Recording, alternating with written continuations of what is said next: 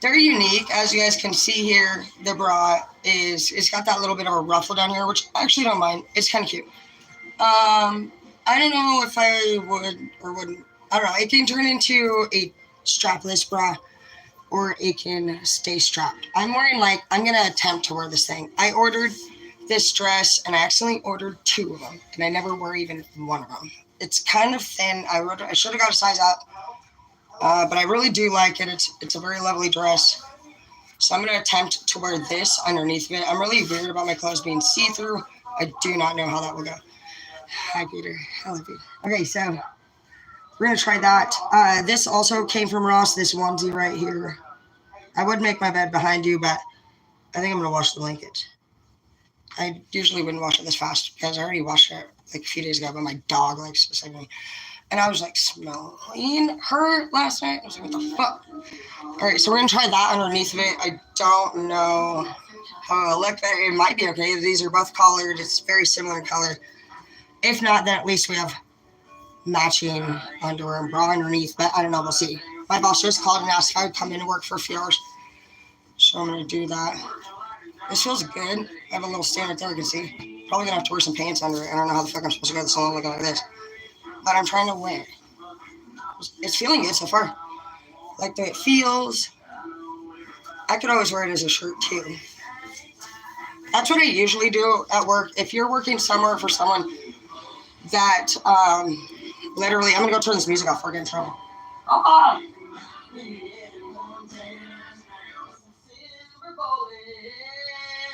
Yeah, I know what they say, money can't buy everything. Maybe so, but it can buy me a boat. Okay, I got these shoes from Amazon too. They match pretty well. I'll definitely put some tights on. We'll see if I wear it or not. But it does look nice. I need to definitely work out more. I'm gonna zip these zippers up together. Because I don't want one like over the other one. That look weird. We'll see how this goes. Actually, it worked out pretty fucking good for not even buying it from the same place. I guess we could go all the way. Nope. That looks weird.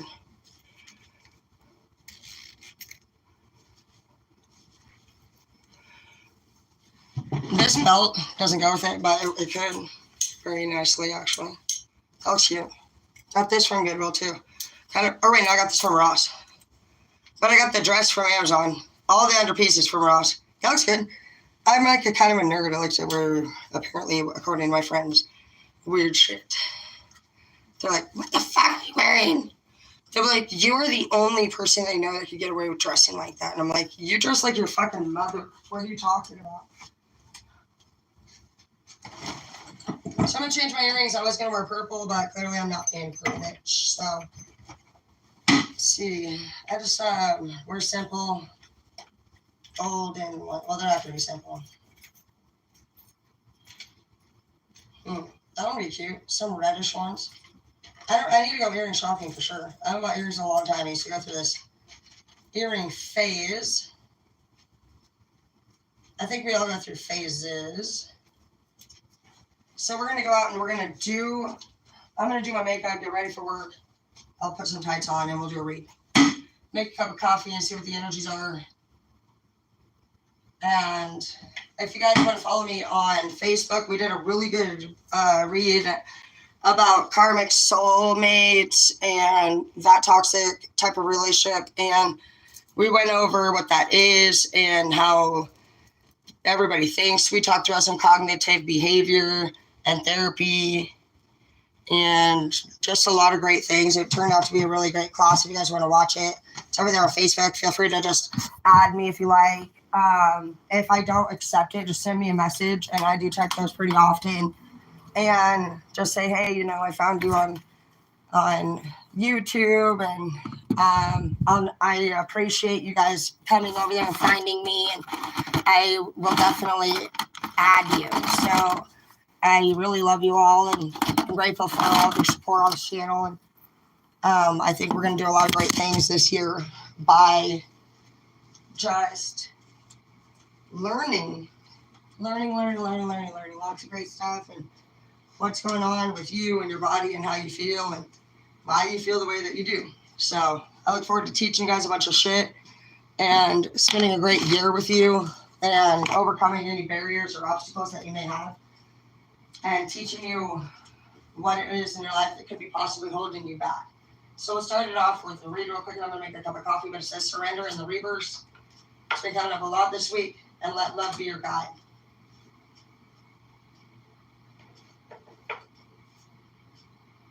Five.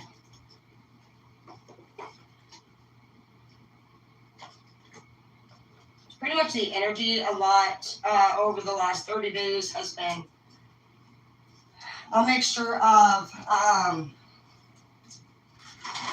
people who, because I don't feel like we are going to be talking about so much people that are doing a great job right now. I feel like right now the more important message in this is that some people either are in a household with somebody they're not getting along with very well, or they're under the power of a person who is kind of bullying them, talking down to them, or that they miss greatly and not anymore.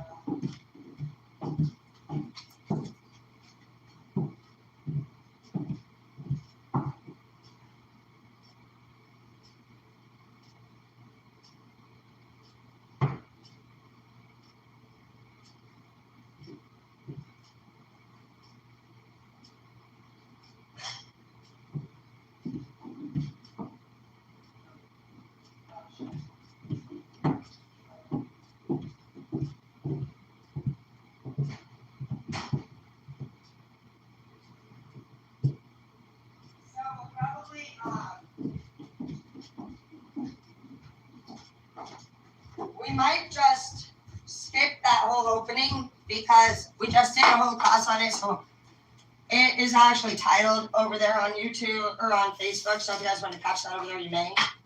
But I'm going to try to keep this read more positive than the last one a little bit. It's a lot to go over. Some of us, keep talking about old relationships and things like that. So we're going to try to change the energy. But if you do want to know what's going on with that, and why you feel the way that you do, it's available over there on Facebook. For the last 2 days, pretty much, it's been pulling up pretty strong. So we are here for you. We love you, but we've explained it pretty thoroughly. I think that I just did a really great class over there on it. So we're going to switch it up now. And it says, empowered women, empower women.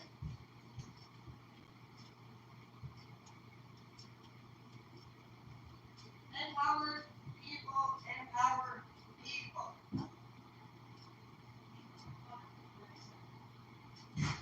I feel like we're not pulling the next card yet.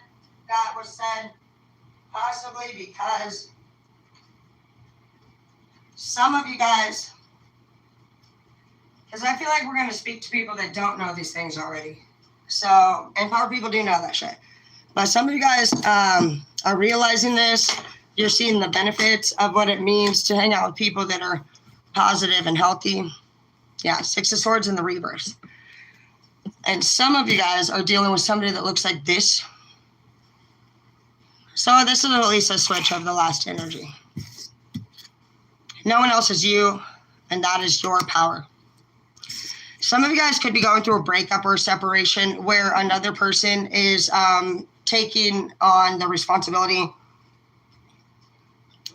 of what you used to do. Whether it's your children or the house you used to live in. I see Six of Swords in the reverse, which means things are not moving to calmer waters for some of you guys. And then I see no one else is you but you. So that just gives me the sense of an energy where somebody thinks that somebody else is kind of like in their territory. In the last read, it talked about you just being insecure with yourself. For like, if basically you wondering if you're good enough to date another person. So if that seems like it resonates more, you can go over on Facebook and watch that read. But in this case, I feel like we might be talking to somebody who's seeing another person kind of take on their previous roles. And it's bothering you for some of you. And even aside from somebody trying to take on somebody's role, something I see my CEOs do often is they'll ask me all the time about other companies that I've worked for. And sometimes we can spend easily a whole staff meeting talking about what another company's doing and about what they, in quotes, say their competition. I don't care about competition because, like this card says, no one else is you. And that is your power. Because I believe that if we provide quality, let's do it, bitch. It's not going to matter. This is a serum. I already sprayed some mist on my face, but a serum is going to be very fine in molecule size. It does not make your face greasy, oily.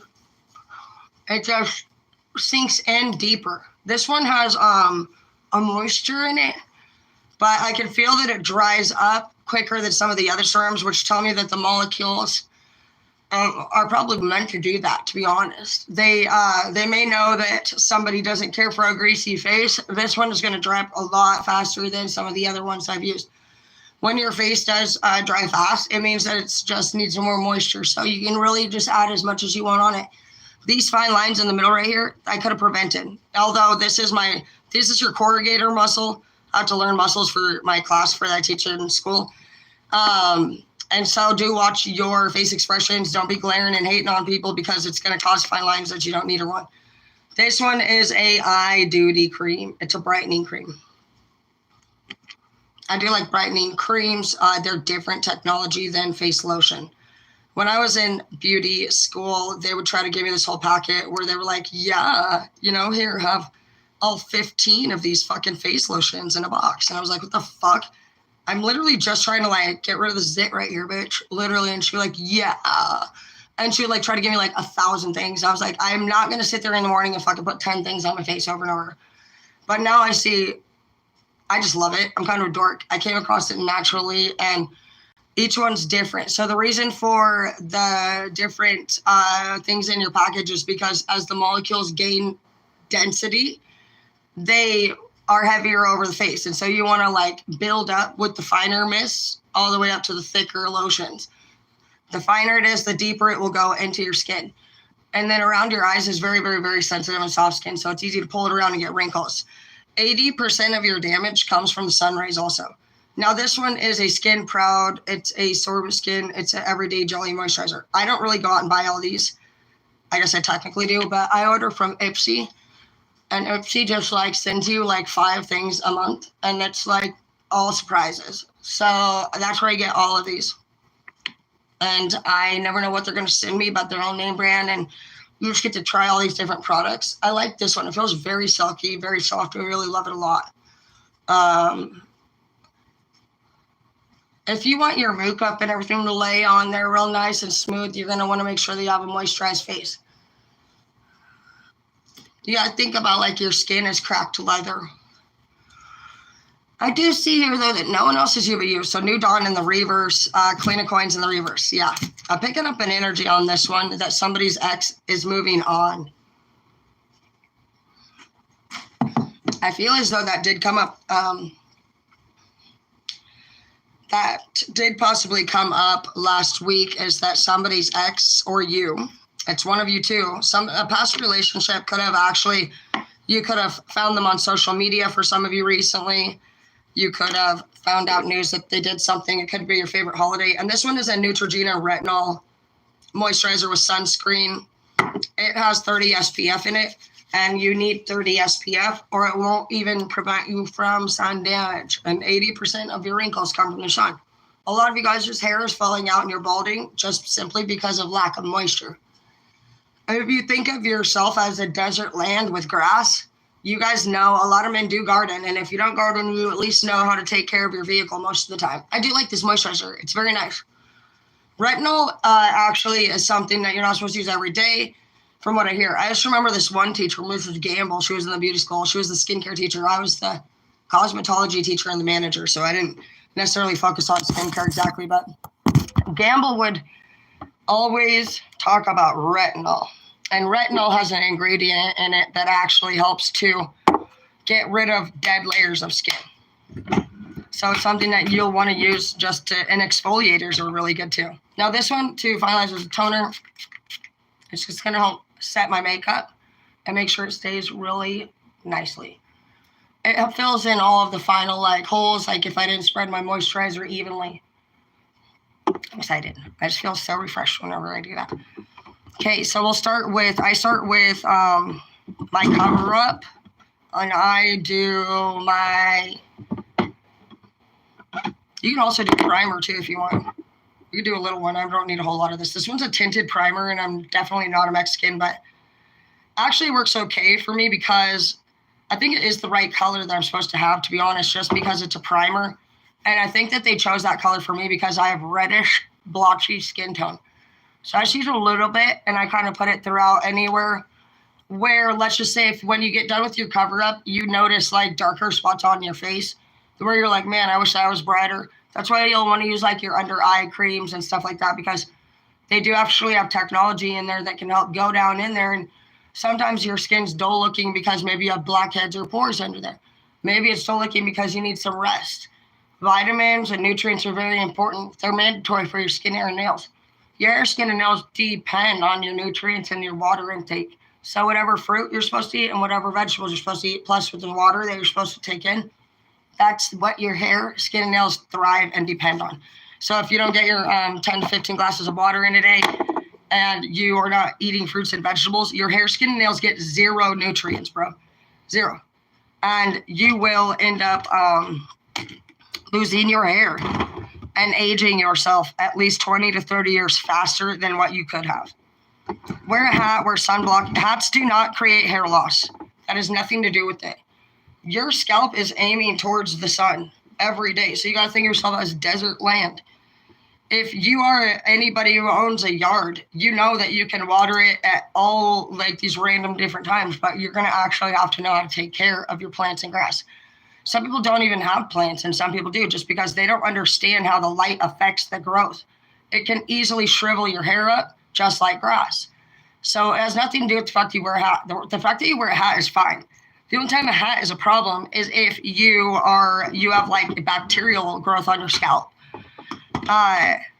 Your hair being protected from the sun on a regular basis is a positive thing. It's not a negative. So don't let anybody fool you. It could be from stress. It could be from genetics. It could be from moisture, lack of moisture. So look into that. If you guys have any questions ever about hair growth, just ask me. So that's just like a thicker, more like kind of 2B contour. I don't really have any religious way that I do it. If you want, you can use primer. I guess we can do it today. I don't usually use primer on my eyelids, but this one's from Smashbox, so it probably works really well. Primers kind of... But I did use a primer on my eyebrows the other day. They sent it to me in the mail, and so I'm like, okay, I'll try it. But this primer is going to help. Like if your eyeshadow gets faded throughout the day, or if you want to do like photo shoots, primer's really great. Primer is a moisturized base that's going to help your eyeshadow stay in place throughout the whole fucking day. It's pretty much like a lotion with almost like this Vaseline type like base. It's not, it just keeps your shit lasting all day. It's very smooth, it's very soft, very silky. Some of them are tinted, and it's for the purpose of in here. You guys can see where I like skin freckles and color discoloration. Color discoloration happens from a lot of things. When you get stressed or your emotions are actually like overworked, even sometimes during pregnancies, basically when you go through hormone imbalances, it can easily change your hair, skin, and nails. That's exactly what happens. Like these right here, this redness came from when I was like pregnant with my twins. It's just like turned my skin red. I noticed it happening with the twins. I think it's because I literally was just like going through a lot of like hormonal changes. I was in a relationship that was like crazy, and they don't change back. So you do need to be careful to take great care of yourself and your skin. I've always liked lotion, luckily for me. Your skin is your largest organ, and if you are not moisturized, you will get stretch marks and all of your skin will crack. Right. So that's that. I'm gonna add now my this one's my favorite cover up, so I was trying to use the rest of my other one. I want to finish it off, but I don't see it here, so I'm just going to use this one because it's right in front of my face. This one is a Super Stay from Maybelline. I don't really care. I will try whatever twice. No, but it works pretty good. I wouldn't get it again. I'm not like, oh my gosh, I love this one. But it's whatever. With the other one, with the other ones underneath of it, it's fine. All right, so before while I look for that, the next card says, believe in yourself and you will be unstoppable in the reverse.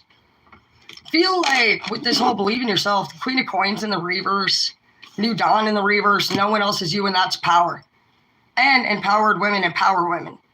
So I picked up instantly with that somebody's around somebody that's not very empowering. You might be going through the cycle right now where for you're just now realizing the power of a bully. The power of a bully is insane, is it not? Bro, it is. Like, I know how that feels. Like, out of everything I've ever been through, the power of a bully actually hurt me more than, like, even go to jail. Okay, so I get my hair out of my face because so that's my hair curly too. It's just like, does curly. I can show you how to even blow dry that shit straight. I really like natural curls, like in a healthy form. I'm telling you right now, if you're somebody who has curly hair, you're going to you need to have a good stylist, plain and simple, if you're going to color it. Because every time I color my hair, which I don't color anymore, it'll change the form of your curl. Because the color, like a permanent color, breaks your hair bonds 30% every time it goes on your hair. And your hair does not repair itself. The only way to repair your hair is to get actually like $50 fucking shampoo, if that. And it has actual real keratin, real protein, and real amino acids. You need to understand that if you just paid $300 to damage your fucking hair and break the bonds that bad, do you think that going to Walmart, it's not that I don't care where you shop.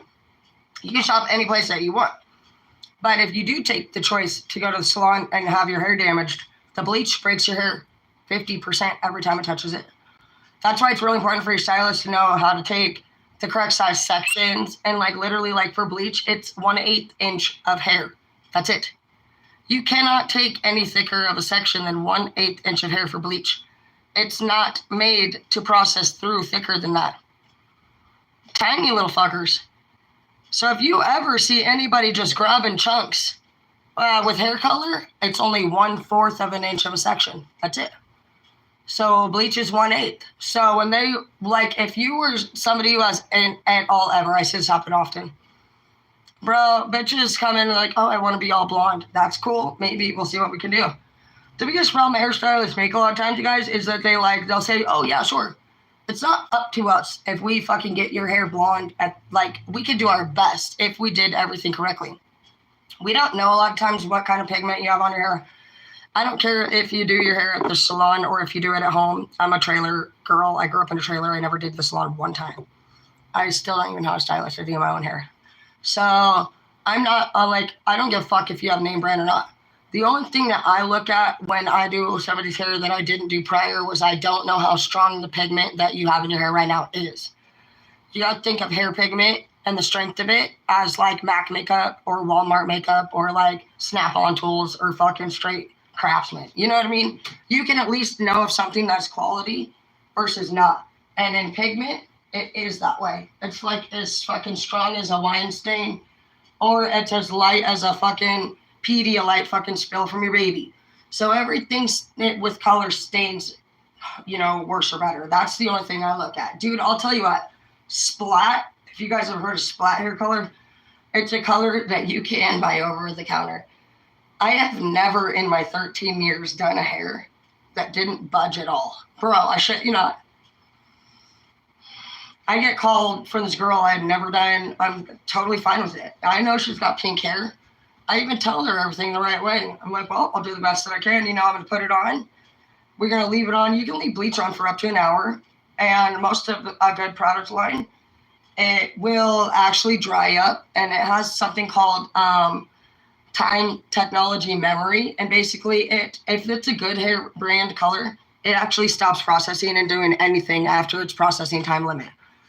But, dude, I should not splat. I'm telling you guys right now, if you're somebody who wants your color to last and never ever fade, if you're somebody who's like into party colors and you're like, I hate that every time I wash it, it fades out.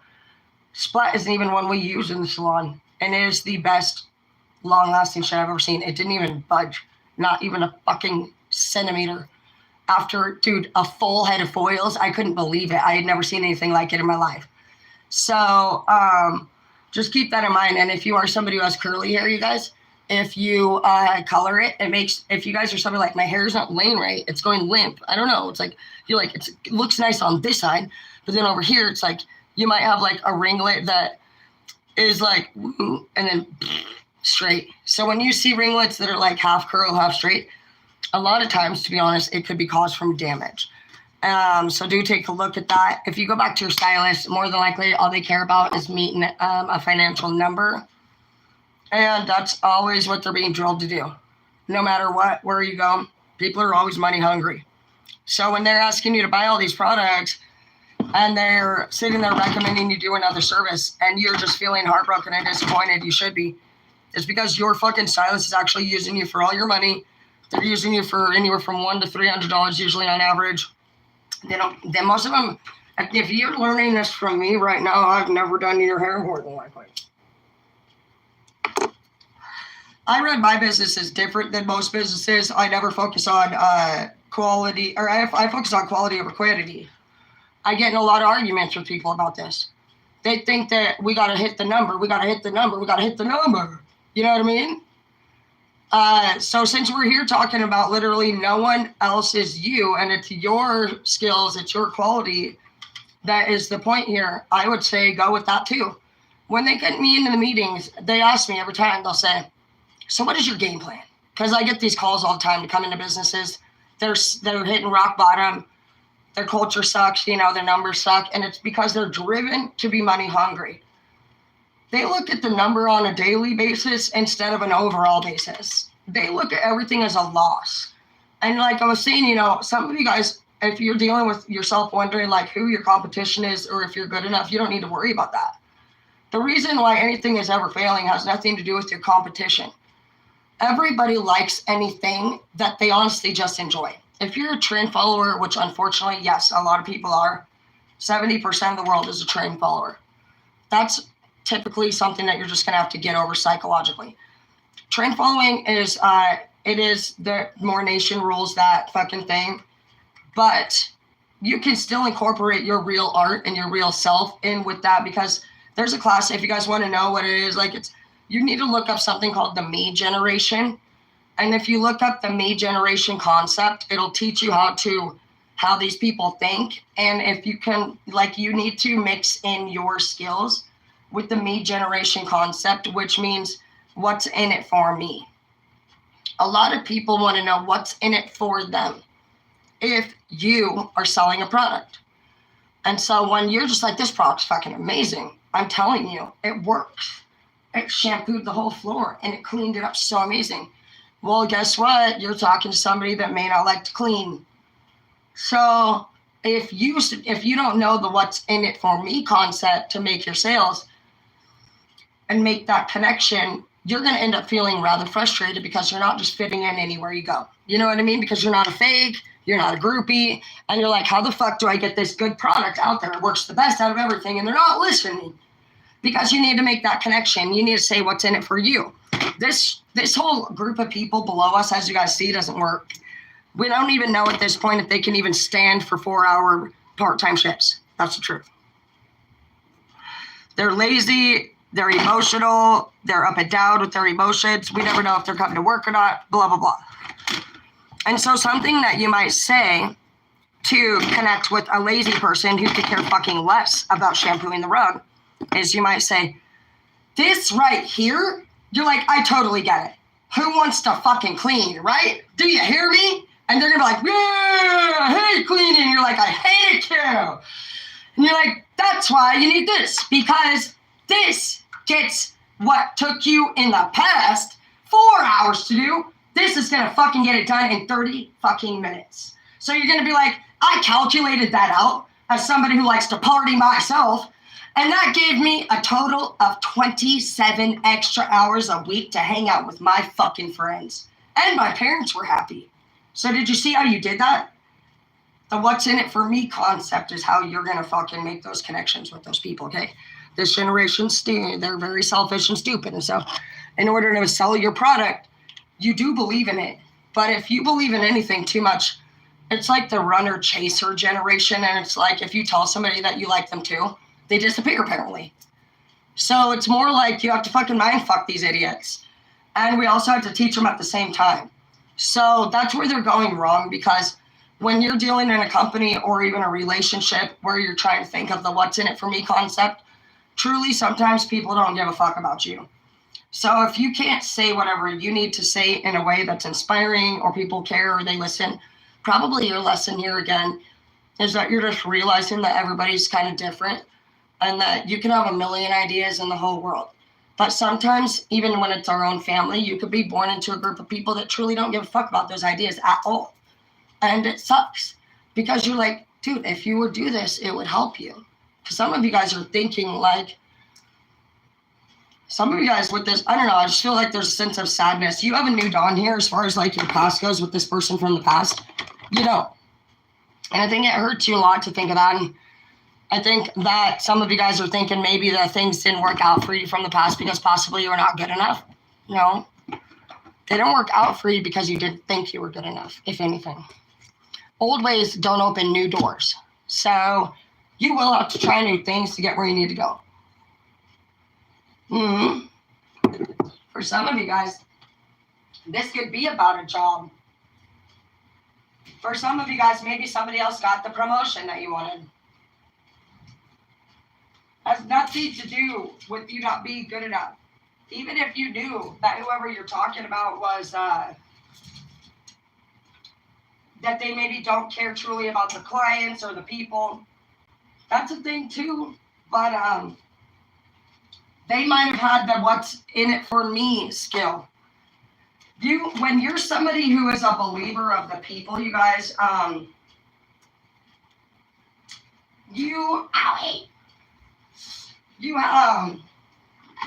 you end up having to do quite a bit more work, I guess, than other people sometimes.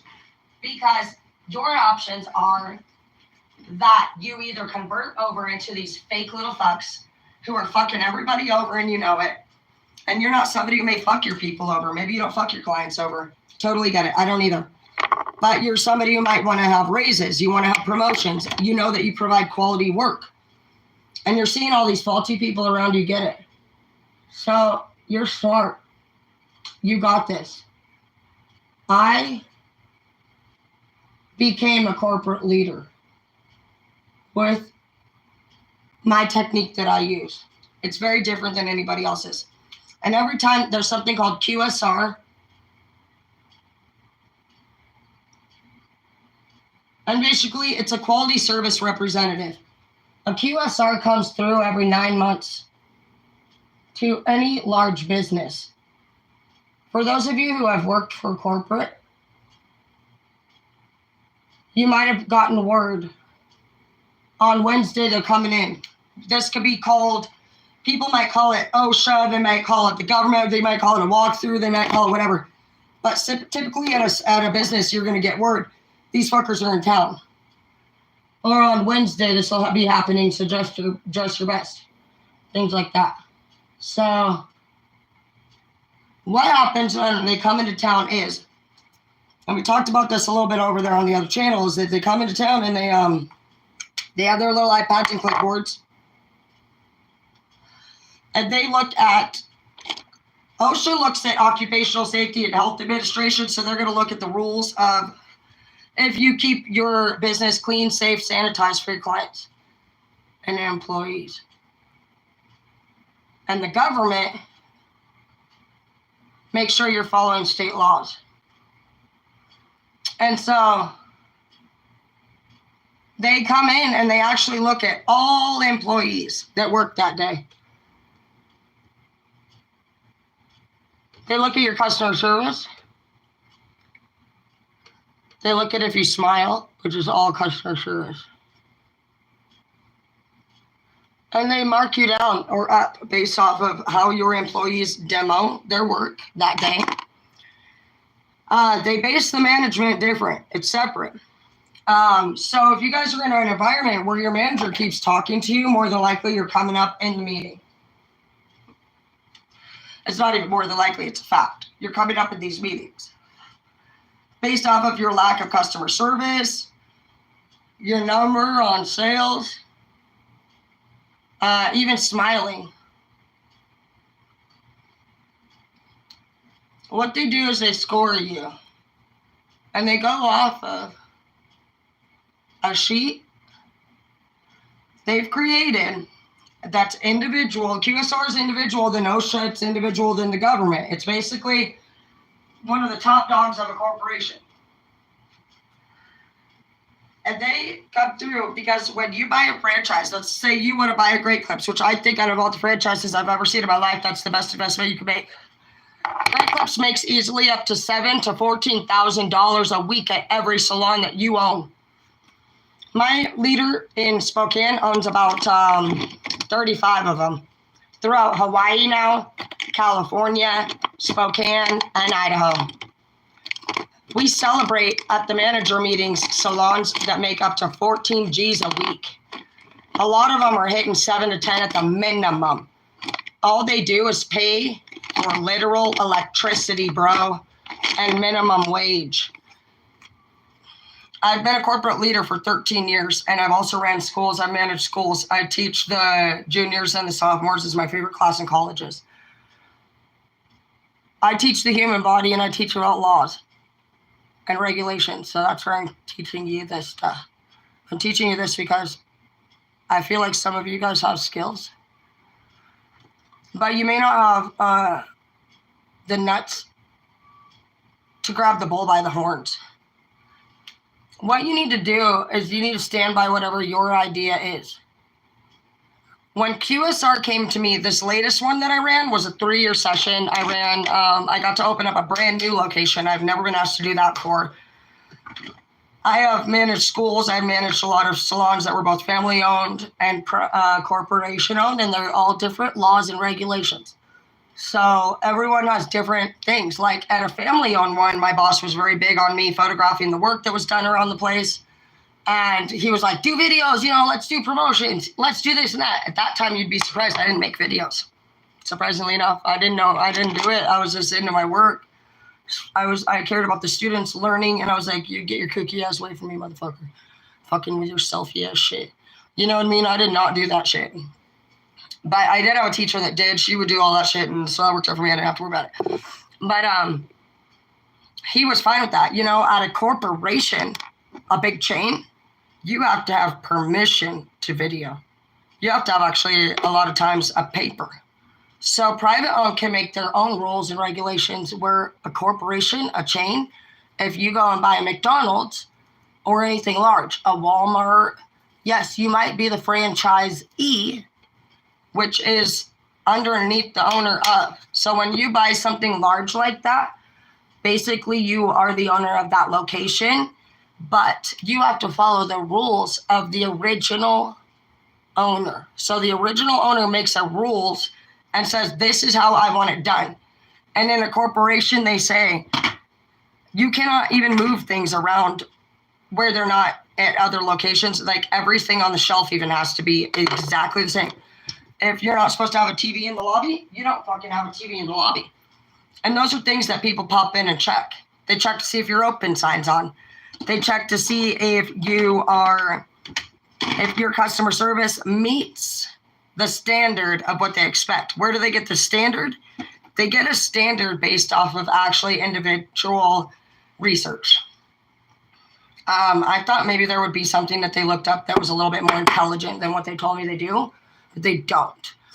Each one actually can decide how they're going to get their standard all they want with their own fucking way of thinking.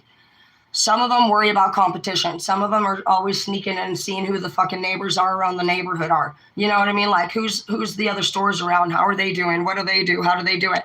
That's what you don't need to be worrying about. The salon that I opened when QSR asked me, how am I going to go about building this salon? Because I had no employees, had nothing at first. It was an interesting experience because we pretty much got to open it, and it was remodeled, it was gutted. And then it was almost like I was picturing practically like a pair of scissors, and you cut the tape and you're like, holy shit, opening day. And so I got to learn about awesome things like guerrilla marketing, how to bring clients in general towards this new location they didn't even know was there. We did everything from holding signs outside to putting the business on the back of Safeway and Rosar's receipts, which, by the way, in case you're a business owner watching this, that was my best guerrilla marketer right there. We partnered with other large chains, the Rosars, the Safeways, the Walmarts, whoever will let you. You need your shit on the back of a receipt. If everyone has, dude, it's instantly, just put a couple of dollars off. You would be surprised. Dude, so many people are huge on coupons, dude. Sometimes they will even literally stand at the front desk and try to find the coupon. Dude, right there while other people are waiting. And you're like, fuck, motherfucker. But please don't do that. Have your coupon ready before you get to the business. We are being timed by corporate 24/7. It's not like we want to. Maybe some people do. I don't know where they stand. If you're in with somebody, honestly, who rushes you ever, they don't care. Because if you're with a job who offers commission base, they prefer that because the people that are working towards commission usually get like a 40 to 60%, if that ratio. To them, which is not always accurate, they feel like they're getting bigger checks if they do faster in clientele. So that's where you see a lot of people, like your manager also, I want to tell you, bonuses no matter what off of you.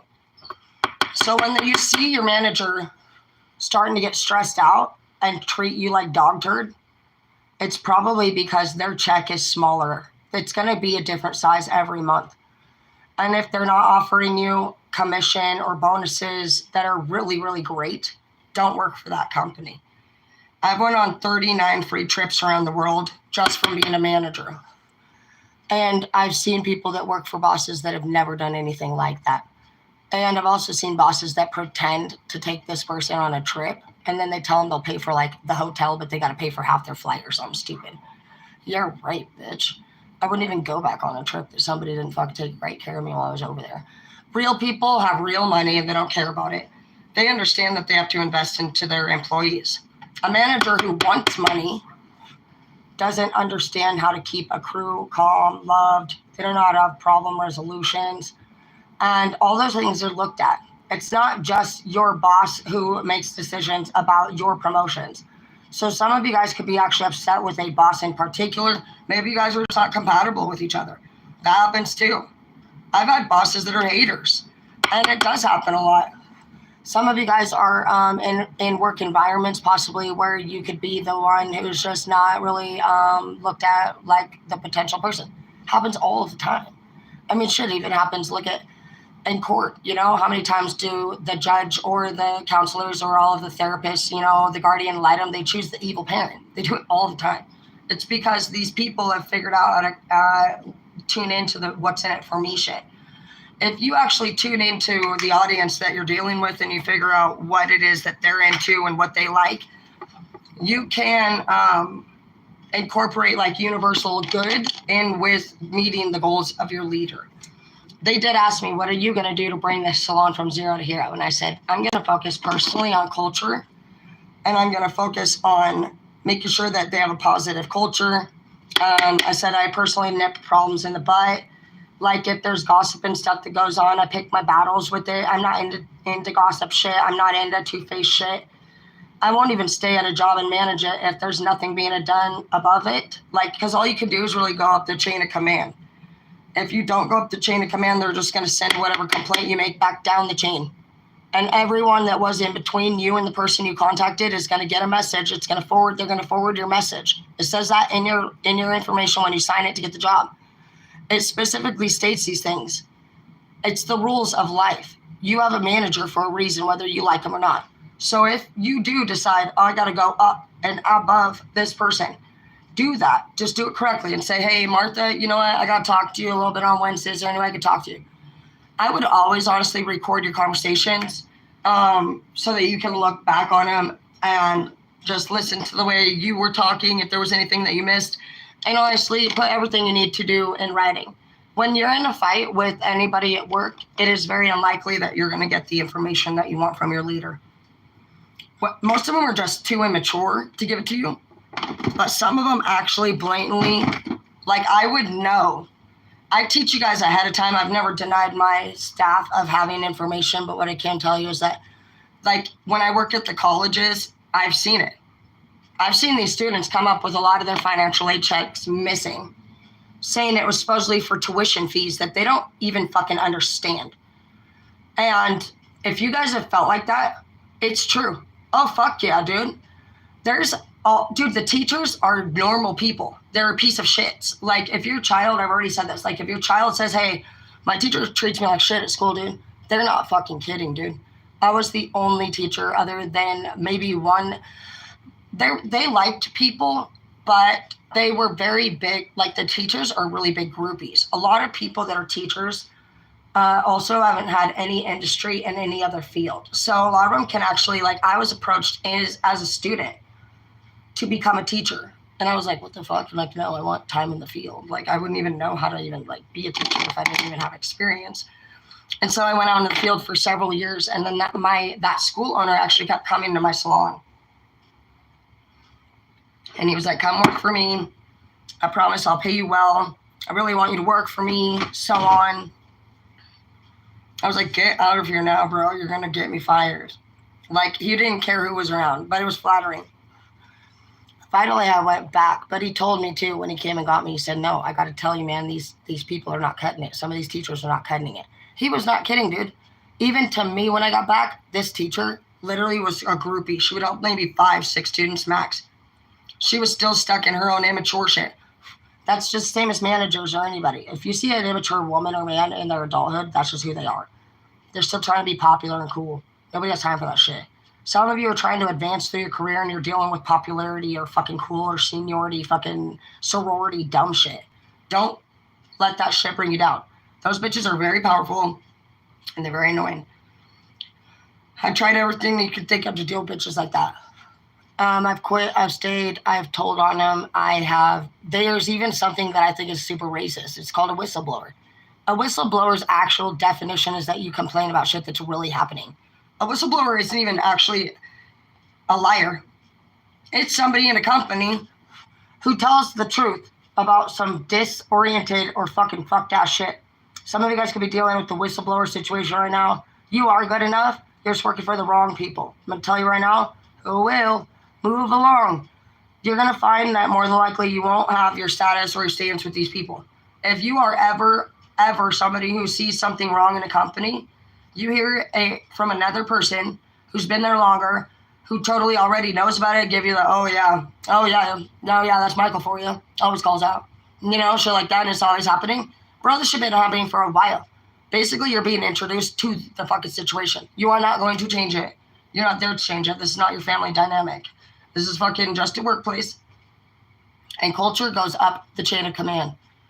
If you're dealing ever with an environment, honestly, and your leader does not care, they don't care. They could be dealing with popularity issues or money hungry issues, plain and simple.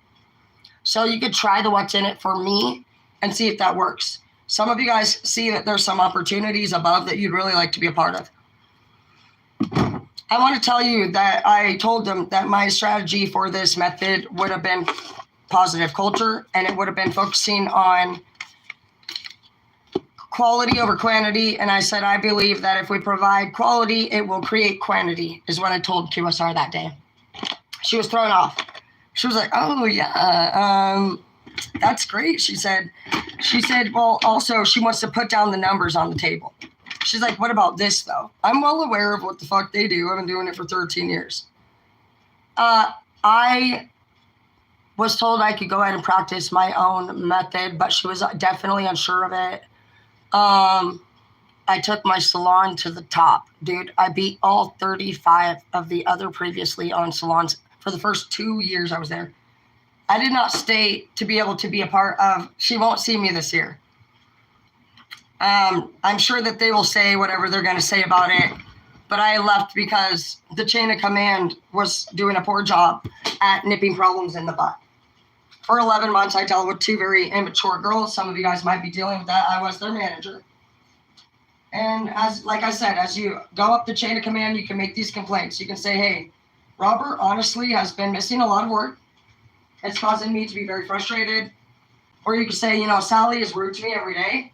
She treats me like shit. It's really awkward to be here at this location. Is there anybody who can transfer me, or can you put us on some different shifts? Because that's a thing. You should always have a leader who understands that and is willing. And if your leader is like, no, go fuck yourself, you can fucking, I need you to close. I have never said no to a day off. Do you know that? In my fucking 13 years of management. I've also never once written somebody up. I don't need to. I have face-to-face conversations with them. I will talk to you very, very chill. I will talk to you in every way. I talk to them like they're my children because I care about them and I want to see them gain prosperity. I want to see them be promoted. I'm always peering out and seeing who the fuck has talent and who doesn't. When I left my last job, that could have been the mistake that I made. I saw that one of my 26-year-olds was pretty money motivated. And Great Clips is also very money motivated.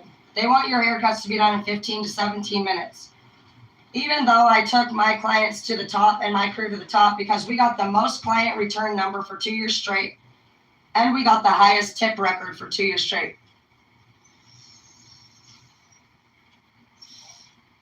They said they'd never seen anything like it in the whole 35 years that they've owned it. They said over and over, how are we getting these numbers? They said our client return number was so fucking high. Nobody in the history since they opened ever hit that number. And I'm not saying for the whole Great Clips. I'm talking about for our 40 owned businesses for my leader.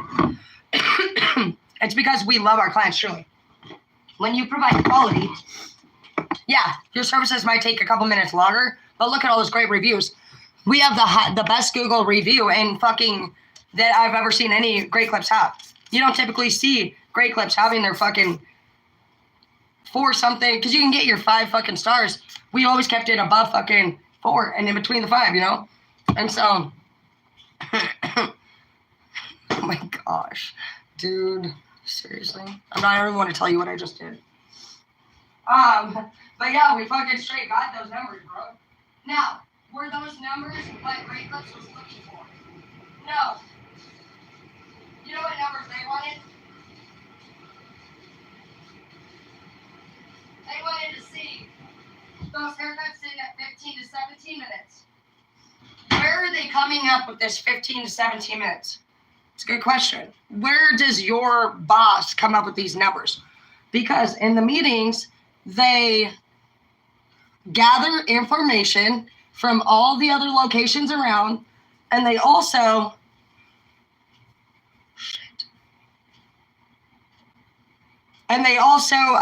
do it also from your competitors, surprisingly enough. And they look around and they say, who within the company is doing what? And so whoever's the fastest and gets the least redos or complaints, they're going to make that the top statistic. So as long as you're not getting in trouble, getting complaints about you, and you're making money, and clients are not complaining, which a fake person with good customer service can do. And usually those ones attract people like us who fucking get a bad service, and we don't usually write a Google review. The evil ones, I don't even know. They end up getting, they do make a lot of money, and we stand back and we see it, and we're like, what the fuck, bro? You just fucked that person over. Well, people manifest what they are. So that person's so stupid, they probably fuck everybody over left and right, and that's why they just trusted somebody who fucked them over. We see 2 stupid people usually sitting in a business while we know of a coworker straight selling them bullshit. We'll just know that they're not really better than you. That person's manifesting what they are. And since they're 70% of the world is a fucking money-hungry fuck, it's not uncommon that you're going to have a lower score in sales when you manifest what you are, which is a genuinely honest and skeptical person. So just think of it like that. But we still took numbers to the top. I'm going to blood raise real quick.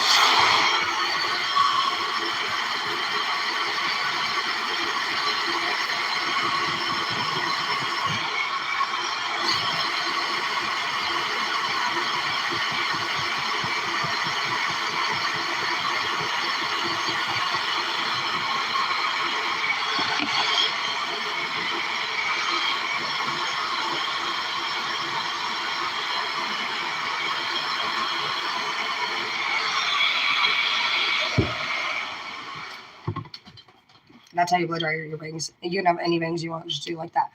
But, one of the things that I've learned, as I've gone through all these corporate meetings is that, I ended up stepping down from a lot of positions because They are very focused on money hungry shit. And if you're somebody who loves quality and you love to take your time, I totally get that. I do too. I never rush. And they're always like, you need to be faster. You need to do this better. You need to be faster. For what? Why do I need to be faster? Did the client complain? Because I'm not fucking done yet. If I was fucking done, I would finish, bitch. Literally, I'm not fucking going slow for fun. I'm literally not done. And fucking when I finish, unless you fucking have another trick to show me, don't fucking come at me, bitch. Literally. That's how I feel about it. Because when I ask you what's going on, you might tell me the building's on fire. That's a pretty good fucking reason to hurry the fuck up. You might tell me that fucking there's another client waiting. Okay. Well, you weren't with the client, so why the fuck don't you take him? Oh, well, I'm off. Okay. So so then tell them that you're leaving and I will be as long as it's going to take me to complete my service. Because otherwise what you're telling me is that I should basically skimp a paying fucking client. And you didn't write on your stupid sales board that basically if I am in a rush or another client walks in, a stylist or somebody suddenly has to leave, your service now is less in quality. Is that what you're telling me? Because no, I'm not saying that. Why don't you tell this person straight up, you're asking me to not blend the back all the way or whatever the fuck you're saying. How would I go faster, bitch? You think I'm just fucking doing this shit for fun? Like literally some people don't fucking work fast. So you're not providing quality. And the reason why your manager's running around like a chicken with their head cut off is because they're trying to more than likely either they have to hit a number. It's always about a number. Their bonus either depends on it or their job does. If your stylist is usually in a grumpy mood, or if your stylist ever fears your boss coming in, they're like right on the nipple left of fucking, your boss is very, basically fake people can land a job sometimes because they kiss the ass of usually one of the other fake people. But you know what? You can't fake numbers. You cannot fake numbers, bro.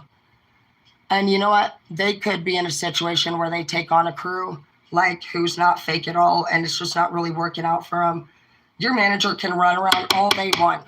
You're going to know if you're in an environment that's about to make a change or not, because more of the people that are in that workplace act like the person that you can't stand, or they're all noticing shit that's not working for them.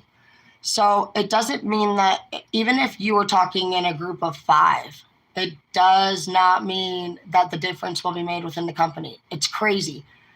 Dude, these liars, they can tell the leader anything in the world. Like, they're probably going to say that I fucking left because my dad died. I told him, just say my fucking dad died. Because you know what? The girls above me run my chain of command. I know damn well there's one of them that fucking was a middleman on all this shit. She did not make sense at all. But in my past, I had went beyond the chain of command. And like I said, they'll just resend that shit down. And so what typically happens is you'll be at work with that bitch when she gets the message that you were talking basically shit behind her back. And it is kind of shit, even if it's true, because you know damn well that day when you send that message to like the one above, not your manager, in your head you're like, fuck that bitch. I don't trust her. I'm not talking to her. I'm not telling her anything. Even if you send it to the Better Business Bureau, it does not matter. By law, when you make a complaint in the workplace, your chain of command gets a copy of that. It happens anytime in court. If you ever talk shit about anybody, you're taken to court. By law, you have to serve them that paperwork. It's the same in a business. So there's really, the only way you're going to really stand on your 2 feet with it is to communicate through text and have it in writing that you did attempt, honestly, to make things better with this person at the workplace. Be mature. You don't need to over-explain. All you need to know is the laws, the rules, the regulations, safety, sanitation. With OSHA and the government, they don't give a fuck about QSR. QSR is probably on the side of a fucking money-hungry manager. Guaranteed. The only time a QSR is going to take your side is if you were to go in and actually prove that they were going against like the original beliefs or style of the company. Like you might say, like it'd be very rare, but you know, let's just say I was trying to target the person and I knew that they were saying that maybe they hated the Great Clips designer. Maybe I heard them saying And this, I never heard anybody say this, so it's just an example that might have a way through. I might say something literally along the lines of, I heard somebody talking shit about the owner's mother or wife. You know what I mean? Like, it would have to go so fucking far that they would ever care. Otherwise, if it's in the workplace, there's a way that it's organized. You would have to go up the chain of command. Now, there are still laws, rules, and regulations. So you don't need your leader to actually have much to do with any of what you do. You just need to make sure that by law you communicate this shit the proper way, the chain of command. So if you have any issues, you need to just state it. And also there is something, actually I have one here. It's called a documentation form. This is your best bet for you guys. You can print one off for yourself. This one's called a sample feedback form, actually. It's one we use at Great Clips. Every company has a different one. I can tell you right now, the steps to a problem go like this. You get a verbal warning. If you're approached ever and your boss is like, hey, Nancy, you keep pulling out on Fridays, you know, if this happens again, you're going to get in trouble. That means you're being talked about at staff meetings. You're being talked about with your staff. Your staff is talking about you. Anytime you've done something, it's been a problem now for a long time. Some managers are quicker than others to address it. But when you're being talked to about anything at work, your entire crew is gossiping about you. I guarantee that most of the time. And if it's not the entire crew, it's going to be anybody that matters in the fucking crew. And you may not like their personality types. You may disagree. You may know that you fucking didn't come to work for fucking this whole week because honestly, maybe Nancy's fucking a bitch to you every fucking day. Maybe some of your shit came up stolen. But if you don't communicate that as you go, by the time you get where the fuck you could be at right now for some of you, you're ready to fuck quit. You're done with this. You know what I mean? You're like, I'm not doing it anymore. That's typically what our type do. We usually keep it to our fucking self. We usually see right through it. But then, to be honest, the world's getting nastier, guys. People are deliberately doing shit just to fucking smirk about it and be evil. So some of you guys could be dealing with somebody, honestly, that starts problems with you that are literally false. I had to deal with that in my last one. One of the girls wanted my position. And so she started making up a bunch of weird rumors. She was going to the max. She was calling and literally saying I was doing things that I could have literally lost my fucking license with. She was acting fucking so chill too about it. Every week she was doing it. And it was crazy. I couldn't believe it. She would, like, we could have had, one day we were even talking legit. Dude, she was one of my crew members too. And I was going to give her my fucking job. I was already training her for it. Victory went straight to her head. And not just that, but since she manifests what she is, she brings on this other girl, which is fine. I don't care. Never again will I be best friends. But this was even before. Maggie had already been training for the position at that point for about 6 months. I was holding off on her and taking it a little slow because, to be honest, she went through a divorce in the middle of it. And she got a little sad. And so with respect, I just put her training on pause and let her heal. That's the kind of friend I am, not her. Oh, she came back full force. Apparently she was ready to throw me off my fucking throne. Bro, for one, I never told her because I don't hurt people's feelings, but my boss wasn't even planning and didn't want her ever as her direct manager. So I didn't really know that or I would have never fucking sat there and wasted my time training her because it matters what my boss wanted. When my boss asked me to take on this new location, I was like, I would rather not manage a salon right now. I was kind of I had my Airbnb. I'm very successful with my Airbnb. I can easily make $4,000 or $5,000 a month with it. And so I work at the salon and do the management now for fun. It's not actually, I don't make more money at work than I do at home. I make more money at home than I do at work. So me going into these businesses is just my passion. It's what I used to do.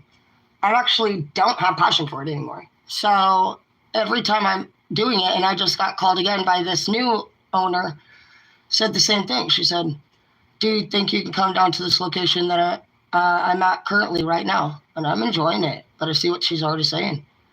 She said the same thing my fucking teacher did at the college. She said, these people ain't cutting it. Go find yourself a leader like that, to be honest. there's a lot of strong women out here, and that's where I said strong women empower women. And that's the truth. You know, look for that woman. And I would say a woman might do better at this year, honestly, working directly underneath a strong woman. Men have a problem with trying to manipulate women a lot of times. They just do. Even the owner of Great Clips tried to give me 25-cent fucking raise. And you know what? He even fucking disrespected himself, not me.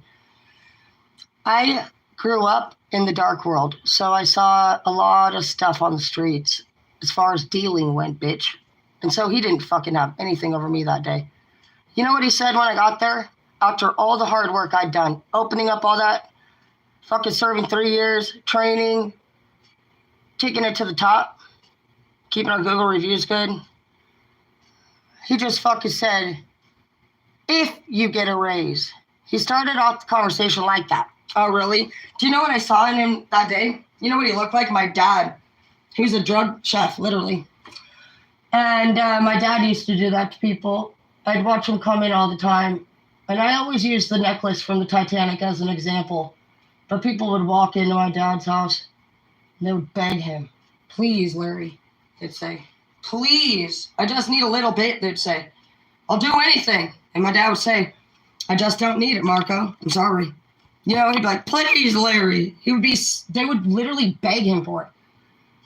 That's what owners want to see from you. They want to literally see you beg for your money, bitch. Literally, that's a fact. I'm telling you right now from behind the scenes in these staff meetings. And you know what's pathetic? Yeah, he gave me a 25-cent raise. And he sat back all chill as fuck, dude. Facts. Chill as fuck, dude. He looks deep into my eyes. Like I'm some kind of punk-ass bitch, bro. And literally says, would that work for you? I said, I literally said, I'm going to be honest with you. I said, I'm not going to quit today. But no. I said, that absolutely does not work for me. And I did. I started to apply elsewhere. I'm very confident in wherever I work, and I do. And now I work for a female.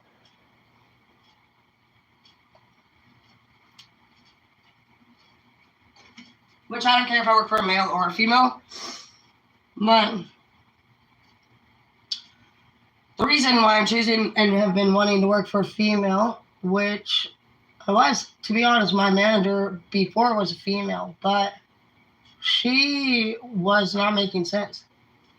She was the chain of command. So some of you guys might have a manager above you, and you're seeing that maybe there's a possibility she's been playing you.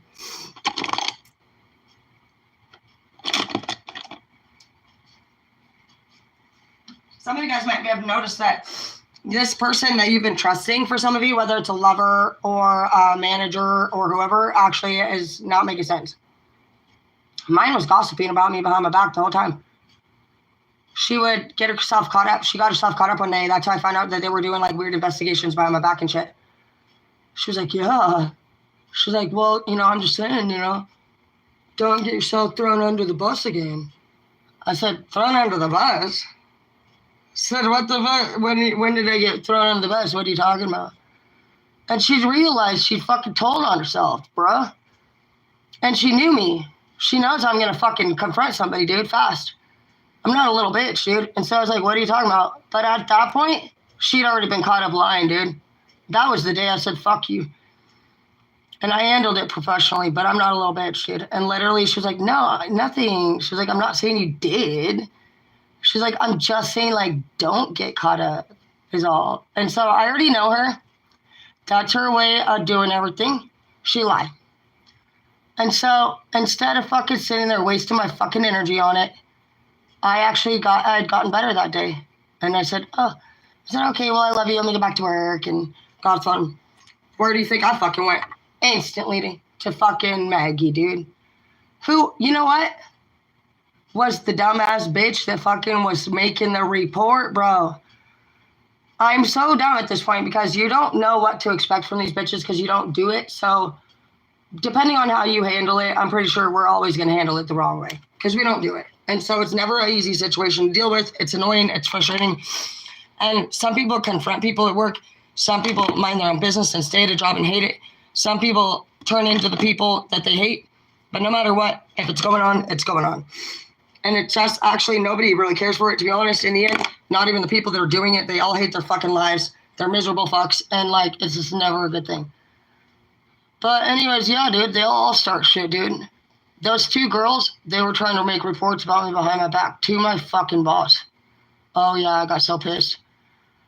Dude, the shit they were saying was insane. So when I found out my boss didn't tell me, again, you know, I had to handle it professional because, bro, I'm the fucking manager. So we have different rules. And if we get out of alignment, we could get in more trouble, actually. We get sued.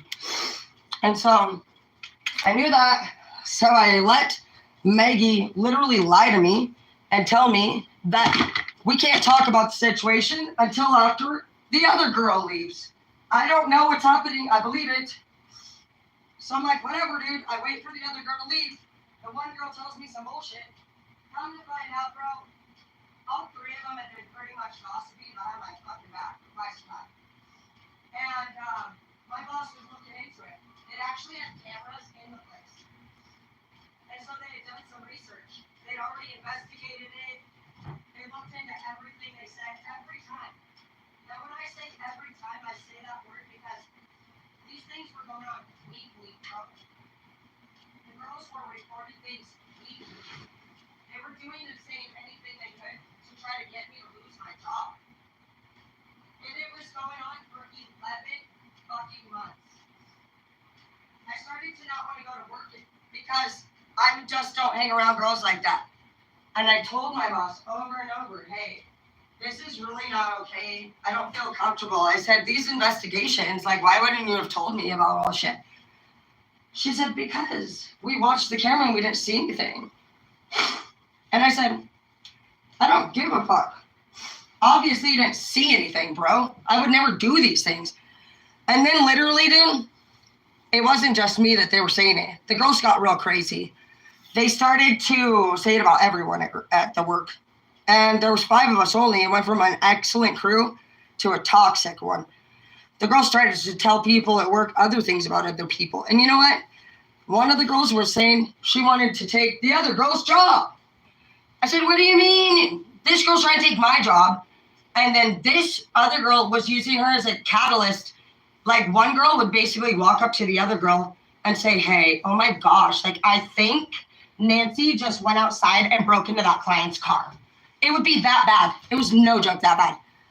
It was like, oh, Nancy's fucking using.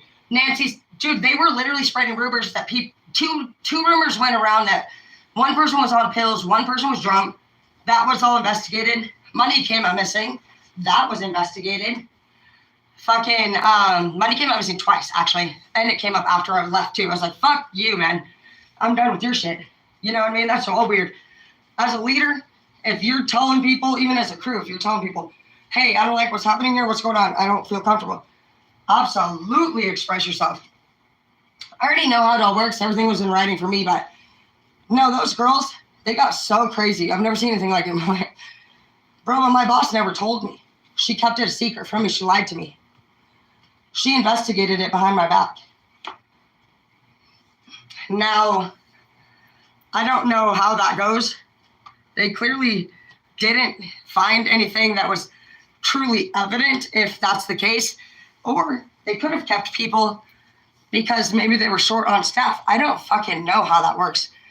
But what I do know is if you've ever heard about it and they look into it and they don't act accordingly to the law, nothing they say on you matters. Nothing. For example, let's say you're dealing with somebody who says you're on drugs or alcohol at work. Because sometimes they'll say that shit. The girls are crazy. They will say things that can make you lose your license. There's a way, obviously, that you would have to deal with that shit legally. If ever you hear of a girl spreading a rumor or a guy ever saying you're intoxicated, for one, I'm going to make this one a specific thing. Intoxication laws are very specific at work. If somebody tells anyone you are under the influence of something and they actually report you to your leader, by law, if they are asking you to be removed from the workplace to find out, in certain states, you need to find out how your state is, but they are not legally permitted to let you get in the vehicle and drive away under the influence. So if you've ever been harassed for being under the influence ever at work, I would turn around and file a harassment if that's something that's so fresh for you.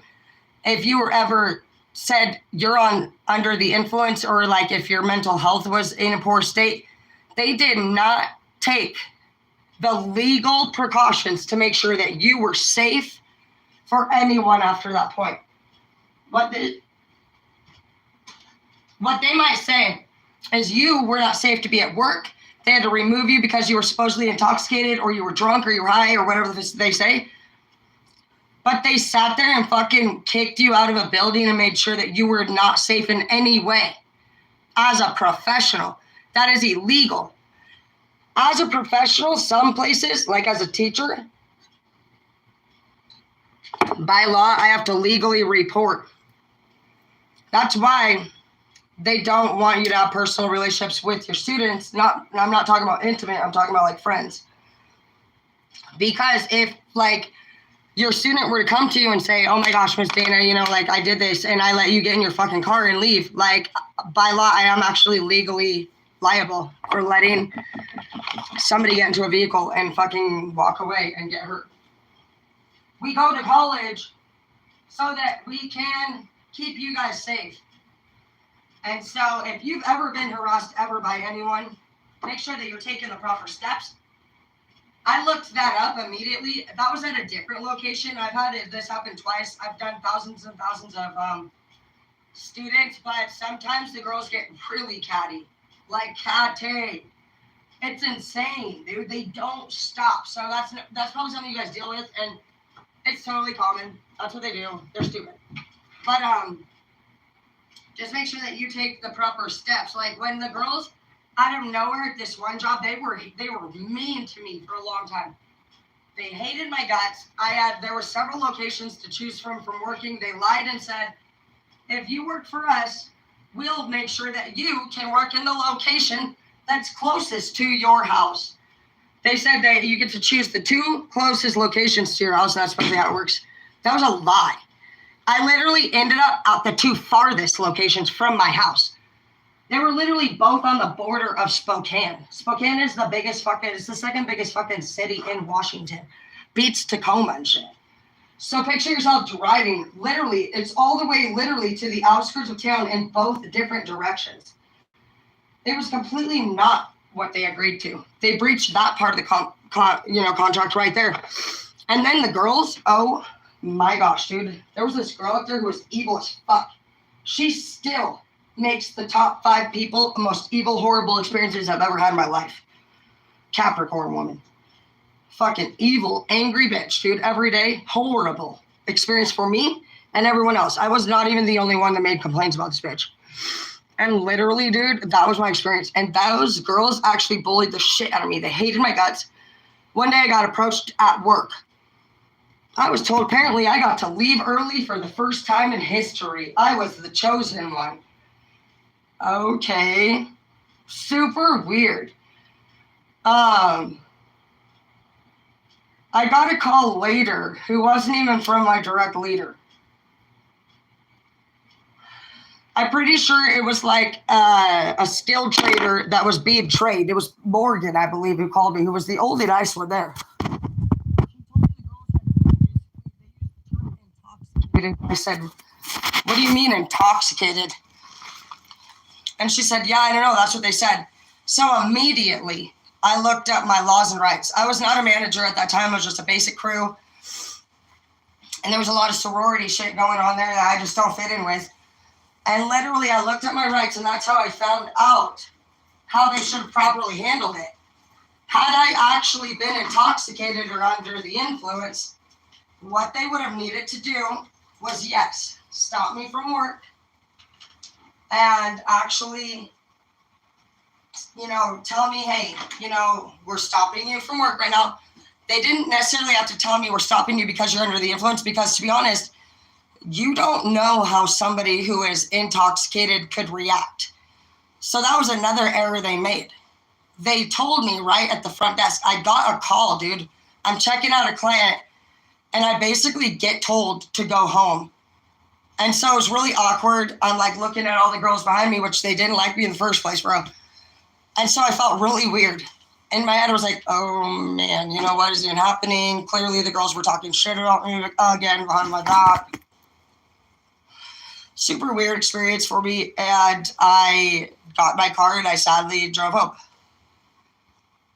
I had actually made complaints about that location through text, and that's how I found out about the whole chain of the command thing. They actually, their way of resolving it, which they said, oh, we could do a Zoom meeting to resolve it. You know where they held that Zoom meeting prior to these girls doing this particular thing? Dude, for one, they kept scheduling us to work at the same location. She was my direct manager, and there was 5 locations. Neither of the locations they scheduled me at were either of the ones closest to my house. There was 3 other options that have all been closer. So they did not tell the truth in the first place. And they literally, she was a complete bully. She's not even working for them anymore. And I wasn't even the first person that made complaints. Many people were complaining about this person's behavior and the meanness and the cruelty. They were one of the most cruel people I've ever met in my life. And literally, dude, they did nothing about it. You know what? They probably stuck us out there because there was nobody else out there that would fucking work for her. I don't know why the fuck they even have her stay. I told them multiple times, dude, I don't know, man. She's like really angry all the time. She's mean. You had to be like her little fucking bitch, dude. It was like a sorority. And the girls were stupid. They were like, oh my gosh, Nancy. Thank you, guys. Like, I can't believe you bought me this fucking socks. Oh my gosh, girl. Like, I'm not into that stupid shit. I don't give a fuck about your dumbass shit.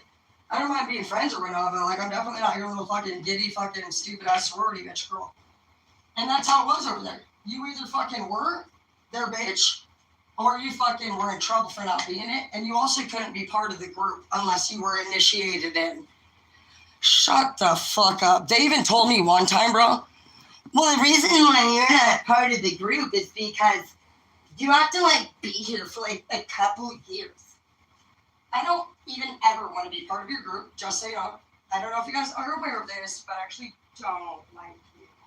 So anyways, then they said, dude, I seen them. More people would come in and they would be their friends instantly. So if you don't want to be these bitches' friends, they're going to be upset about that too. It's weird because they're like, you're not part of the group. And it's because you don't care to be. And then they're going to tell you what you need to do to be initiated. And you might laugh. You might be like, oh my gosh, those bitches are so stupid. I don't want it. They don't know that. They actually will make your life a living fucking hell. I call those ones the wolf pack. A lot of times they're at every company. More than likely, you're going to be on your way to be a CEO yourself. And how you're going to deal with all this shit, honestly, is just do it the right way. Look up your laws. And when they try to do you the wrong way, you let them know. You handled that incorrectly. I RCW them every time. I'm a fucking regulator, bitch. I literally worked with OSHA and Human Resources. So I'll swear to gosh, if anybody comes at me ever the improper way, you best fucking have hoped you handled it by policy. Because you ain't doing shit to me, bitch. Literally fucking, I don't sit there and go after other people. It's not my style. But if you come for me, you better handle your shit accurately. It's available online for anyone to see. And you're going to be really surprised that none of your leaders may know any of this. I just started again for a new female leader. I do have confidence in her. She is working with a computer system I've never worked with before. I'm not going to lie, it's the dumbest system I've ever seen in my life. But I've learned something new. I try to see the positive in everything. I see the way she stares at me from across the room. She's a beautiful person in general, man. Truly. Does that mean we're going to be best friends and that I found the fucking leader in my life? No. That means I'm learning some new skills right now. She's teaching me. And I'm grateful for that. She is a Ukrainian woman. I like Ukrainian women because they honor their husbands, and I've never been married. I don't want to be around scandalous people, and maybe you don't either. You don't have to be. Fuck those bitches. You can give anybody the right to do the right thing with you, but they ain't gonna fuck you over, bro. And you don't also have to lower your standards. Like I said, dude, and I was pooping. Like, I didn't tell you guys this, but like the day that I decided to be an Airbnb host, I was taking a shit. These are facts. I was just pooping away, gonna book a room, going through a breakup, and literally, dude, I seen the button. It said, be a host. I said, oh, what the hell? So I pressed it. Dude, go ahead and do that. 20 minutes later, I was an Airbnb host in this motherfucking bad boy. Couldn't believe it. I said, wait, Jesus. I had bookings instantly, dude. And in the first 14 months of doing Airbnb, after just literally pooping, I'll shit you not, I made 150 G's over a year. Easy. I personally like to buy properties and put it back into that. I'm a big investor in my businesses. I've been doing landlording and real estate for about 6 years. It's great. When I became a cosmetologist, I just literally applied for 4 colleges. And I said, whoever calls me back first, I'm going to work for. And literally, that's how that went. Became a beautician and a barber. Best thing I ever did. Then I ended up meeting a person that wanted me to come back and be a professor at the college. Then I ended up being a manager of a school. So you just never know where life is going to take you, but don't ever tolerate anybody disrespecting you. I love you. Have a great day, and thanks for watching.